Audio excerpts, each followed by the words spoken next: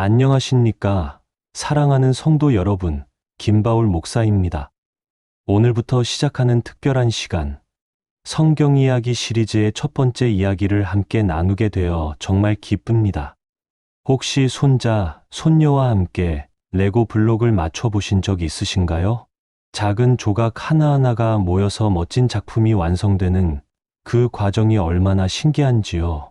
오늘 우리가 함께 살펴볼 창세기 1장도 마찬가지입니다. 하나님께서 이 광대한 우주를 단계별로 차근차근 창조해 나가시는 그 놀라운 과정을 함께 따라가 보겠습니다. 마치 세상에서 가장 아름다운 그림을 그려나가시듯이 말입니다. 자, 그럼 먼저 창세기 1장 1절부터 5절까지 함께 읽어보겠습니다. 여러분도 저와 함께 마음으로 따라 읽어주세요.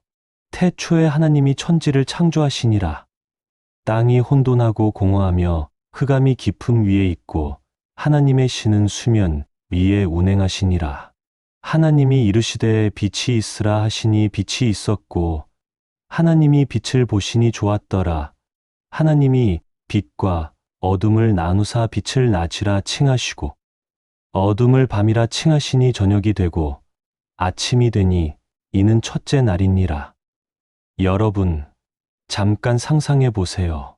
아무것도 없는 텅 빈 공간, 소리도, 빛도, 색깔도 없는 그 어둠 속에서 갑자기 하나님의 음성이 울려 퍼집니다. 빛이 있으라. 그 순간, 우주 역사상 가장 극적인 순간이 펼쳐집니다. 상상해 보세요. 어둠을 가르며 터져 나오는 그 첫 번째 빛을 마치 어두운 방에서 전등, 스위치를 켠 것과는 비교할 수 없는 온 우주를 밝히는 그 빛 말입니다. 자, 이제 하나님의 창조 과정을 단계별로 따라가 보겠습니다. 정말 흥미로운 것은 하나님께서 무작정 막 만드신 것이 아니라 마치 숙련된 건축가처럼 체계적으로 만들어 가셨다는 점입니다. 첫째 날에는 빛을, 둘째 날에는 하늘을 만드셨습니다. 여기서 재미있는 점이 있어요. 하나님께서 하늘을 만드실 때 궁창이라는 표현을 쓰셨는데 이것은 마치 거대한 돔 같은 것을 상상하시면 됩니다. 옛날 어르신들이 하늘이 무너진다고 표현하신 것도 이런 개념에서 나온 것이죠. 셋째 날, 드디어 땅과 바다가 분리됩니다. 그리고 식물들이 나타나기 시작해요. 여러분이 텃밭에 씨를 뿌리시면 며칠 후 새싹이 올라오는 그 기쁨을 아시죠? 하나님도 푸른 초목과 꽃들이 피어나는 것을 보시며 보시기에 좋았더라고 하셨습니다. 그런데 여기서 정말 재미있는 발견이 있어요. 아직 해와 달이 만들어지지 않았는데 식물들이 먼저 자라났다는 겁니다. 어떻게 그럴 수 있을까요? 바로 첫째 날에 만드신 그 빛이 있었기 때문입니다. 하나님의 빛은 우리가 아는 태양빛과는 차원이 다른 것이었죠. 넷째 날이 되었습니다. 드디어 우리가 잘 아는 해와 달, 그리고 별들이 등장합니다. 하나님이 이르시되 하늘의 궁창에 광명체들이 있어 낮과 밤을 나누게 하고 그것들로 징조와 계절과 날과 해를 이루게 하라. 여러분, 생각해 보세요. 하나님께서 해를 만드실 때 얼마나 정교하게 계산하셨을까요? 지구에서 태양까지의 거리가 딱 1억 5천만 킬로미터입니다. 이보다 조금만 가까웠어도 우리는 타 죽었을 것이고 조금만 멀었어도 얼어 죽었을 것입니다.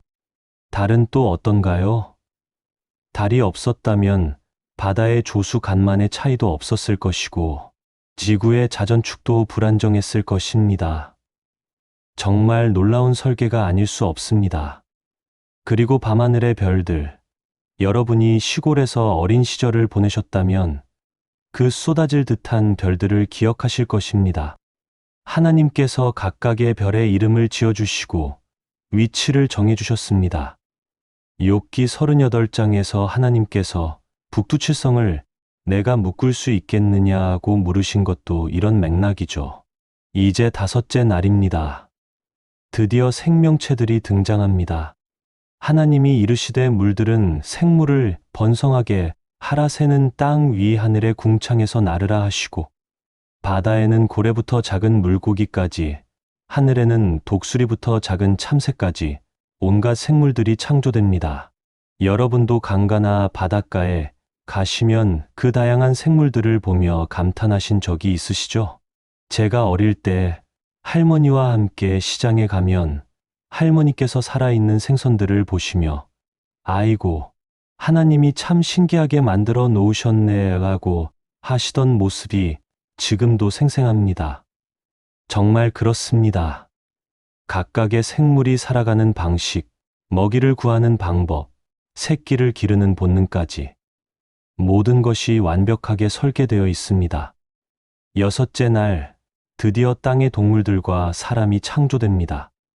하나님이 이르시되 땅은 생물을 그 종류대로 내대 가축과 기는 것과 땅의 짐승을 종류대로 내라 하시니 그대로 되니라. 코끼리의 힘, 사자의 용맹, 토끼의 민첩함, 거북이의 오래 삶. 각각의 동물들이 가진 특별한 능력들을 보면 정말 하나님의 무한한 창의력에 감탄하지 않을 수 없습니다. 그리고 마지막으로 사람을 창조하실 때는 특별했습니다. 하나님이 이르시되 우리의 형상을 따라 우리의 모양대로 우리가 사람을 만들고, 다른 모든 창조물들은 그 종류대로 만드셨지만 사람만은 하나님의 형상대로 만드셨습니다. 이것이 얼마나 특별한 일인지요. 이렇게 6일 동안의 창조를 마치신 하나님께서 일곱째 날에는 무엇을 하셨을까요? 하나님이 그가 하시던 일을 일곱째 날에 마치시니 그가 하시던 모든 일을 그치고 일곱째 날에 안식하시니라. 여러분, 하나님께서 피곤하셔서 쉬셨을까요? 아니요. 전능하신 하나님께서 피곤할 리 없습니다. 그럼 왜 안식하셨을까요? 바로 우리에게 본을 보여주시기 위해서입니다. 너희도 일주일 중 하루는 쉬어라. 그리고 나와 교제하며 내가 만든 이 아름다운 세상을 감상하고 감사하는 시간을 가져라. 저는 이것이 하나님의 큰 사랑이라고 생각합니다. 우리가 계속 일만 하다가 탈이 날까봐 먼저 쉬시는 모습을 보여주신 것이죠. 여러분도 주일이 되면 교회에 나오셔서 하나님께 예배드리시고 한 주간을 돌아보시며 감사하는 시간을 가지시죠. 그것이 바로 하나님께서 창세기 때부터 계획하신 아름다운 리듬입니다. 사랑하는 어르신 여러분, 오늘 창세기 1장을 함께 살펴보면서 어떤 생각이 드셨나요? 저는 이 말씀을 묵상할 때마다 두 가지를 깊이 느낍니다. 첫째는 하나님의 질서입니다. 하나님께서는 무작정 막 만드신 것이 아니라 단계별로 체계적으로 만들어 가셨습니다. 우리 산도 마찬가지입니다. 때로는 혼란스럽고 어지러워 보여도 하나님께서는 우리 인생의 질서와 의미를 부여해 주십니다. 둘째는 하나님의 세심함입니다. 작은 새 한 마리부터 거대한 별 하나까지 모든 것을 완벽하게 설계하셨습니다. 하물며 하나님의 형상으로 만들어진 우리를 얼마나 세심하게 돌보시겠습니까? 제가 목회를 시작한 지 얼마 안 되었을 때 한 할머니께서 이런 말씀을 해주셨습니다. 목사님, 나는 글을 잘 모르지만 하나님이 만드신 꽃 한 송이만 봐도 하나님이 계시다는 걸 알겠어. 이런 아름다운 걸 우연히 만들어질 수는 없으니까. 정말 맞는 말씀입니다. 봄이 되면 피어나는 벚꽃, 여름 장마철의 무지개, 가을 단풍, 겨울 눈꽃, 이 모든 것들이 하나님의 작품입니다.